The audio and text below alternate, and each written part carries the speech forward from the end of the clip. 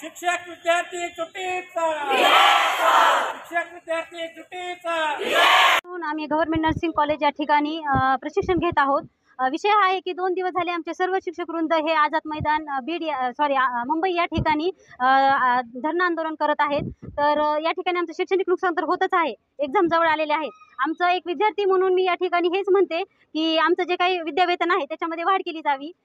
BScच्या विद्यार्थ्यांमध्ये त्यांना 8,000 रुपये मानधन दिलं जातं। तर आम्ही नर्सिंग सोबत जे काही स्टाफ आहे क्लिनिकल गव्हर्नमेंट डिस्ट्रिक्ट हॉस्पिटल या ठिकाणी आम्ही 4-4 तास ड्युट्या करतो।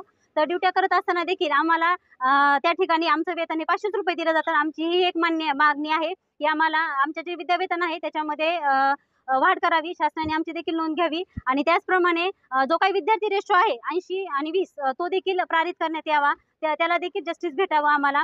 आणि आमचे जे काही शिक्षक वृंद आहेत त्यांच्यासोबत आम्ही या ठिकाणी काळ्या फीत लावून सर्व आमच्या रिस्पेक्टेड मॅम सोबत सहभागी झालेलो आहोत या आंदोलनात। आणि आम्ही यांना एक इशारा देत आहोत की यानंतर देखील लवकरात लवकर जर का सर्व मागण्या विद्यार्थी आणि शिक्षकांच्या पूर्ण नाहीत केल्या तर आम्ही देखील यांच्यासोबत अगदी 100% सर्व आमची युनियन यांच्यासोबत या संपामध्ये आम्ही सहभागी होत आहेत आणि आंदोलनात आमचं सर्व स्टुडंट्स या ठिकाणी पाठिंबा आहे।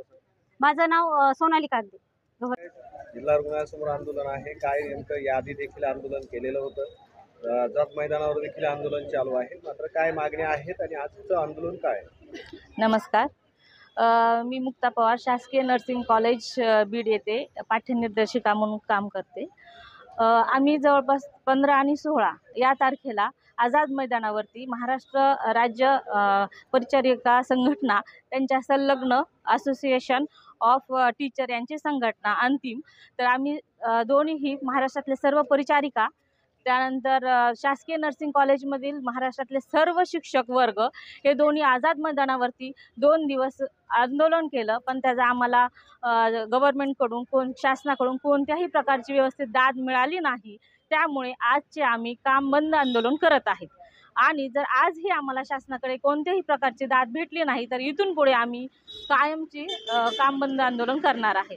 आमचं पाठ्यनिर्देशकांचं एकच मागणी आहे की S15 वरून S17 झालेच पाहिजे, कारण की आमच्यासोबतचे जे काम करणारे बाकीच्या पिडियाट्रिक नर्सिंग असू दे, सायकाट्रिक नर्सिंग असू दे, PHN असू दे, जे आमच्यासोबतच होते ते केडरने, तर त्यांना त्यांचं S15 वरून S16 केलेलं आहे। तर आमची अशीच मागणी आहे, वेतन स्तर आमचा वाढला पाहिजे, परिचारिकांचे जे कंत्राटी पद्धत आहे ती बंद केली पाहिजे।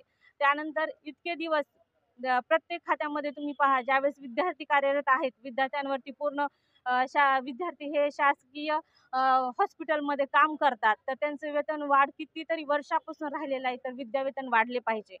त्यानंतर खूप अशा मागण्या आहेत आमच्या, ज्या शासनाने त्या डावललेल्या आहेत। शासनाला एकच इशारा आहे, जर त्यांनी आमच्या ह्या सर्व मागण्या मान्य केल्या नाही, आमचं वेतन वाढ केलं नाही, विद्यावेतन वाढवलं नाही, परिचारिकांचं जे कॉन्ट्रॅक्ट पद्धतीने ते भरती, ज्यावेळेस आमच्या शासकीय नर्सिंग कॉलेजमध्ये टीचर्सची भरती कमी आहे तरी सुद्धा कॉन्ट्रॅक्टर पद्धतीने ते भरतात आणि प्राचार्य आणि उपप्राचार्य ह्या बेद्रे मॅडम आमच्या प्राचार्य आहेत आणि उपप्राचार्य vice principal madam Mohite madam आहेत, तर ते कितीतरी वर्षापासून त्यांना विदाऊट एनी पोस्ट असताना ॲज अ फक्त टीचर आहे ते पाठ्यनिर्देशिका असताना सुद्धा प्राचार्याचा आणि उपप्राचार्याचा फुकटचा काम करतात, तरी सुद्धा आम्हाला S15 वरून S16 ही नाही केलं आणि व्हाईस प्रिन्सिपल आणि प्रिन्सिपलची पदं भरली पाहिजे अशी मागणी आहे. जर त्यांनी ती पूर्ण केली नाही तर कायमस्वरूपी कामबंद आंदोलन आमचं चालूच राहणार आहे, जोपर्यंत मागण्या पूर्ण होणार नाही तोपर्यंत.